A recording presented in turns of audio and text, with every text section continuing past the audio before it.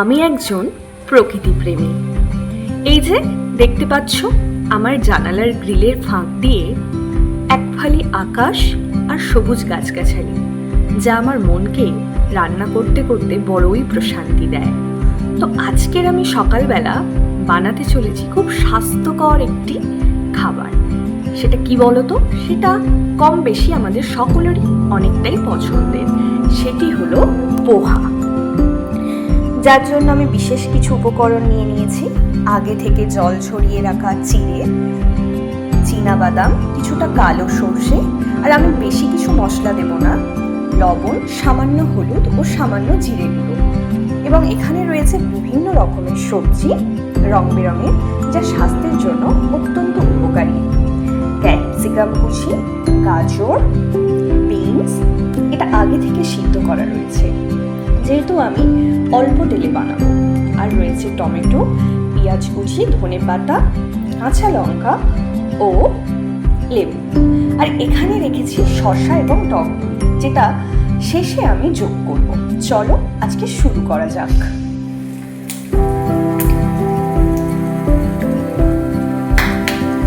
পোহা বানানোর জন্য প্রথমে আমি গরম তেলে চীনাবাদামগুলো দিয়ে দিয়েছি, আর এগুলো হালকা আমি ভেজে নেব। 1-2 মিনিট এটা আমরা নাড়াচাড়া করতে থাকবো। এটা দেখো অনেকটা লাল লাল হয়ে গেছে। আমরা খুব একটা ভাজবো না, তাহলে এই স্বাদটা তিতো হয়ে যাবে, তাই আমরা এটা তুলে নেব।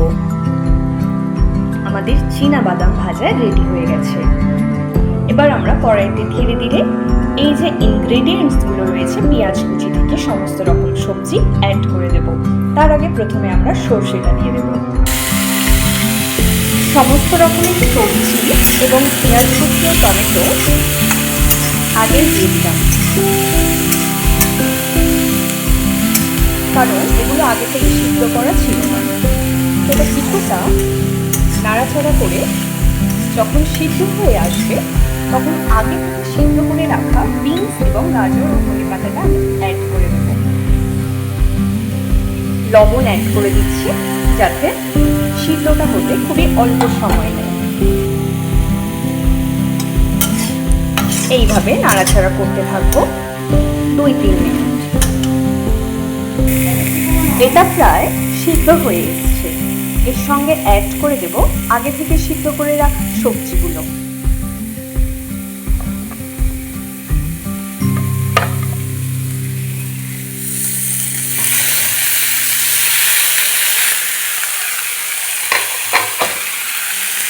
দিয়ে আঁচটাকে একটু কমিয়ে হালকা আঁচে কিছুক্ষণ নাড়াচাড়া করতে থাকবো।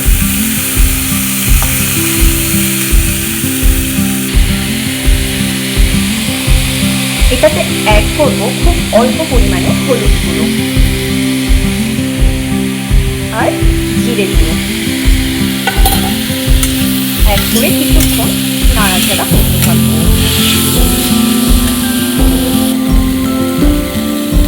বেশ কিছুক্ষণ পরে যখন সবজিগুলো অনেকটা কুক হয়ে যাবে, আগে থেকে ভিজিয়ে রাখা পোহাগুলো আমরা অ্যাড করে দেব।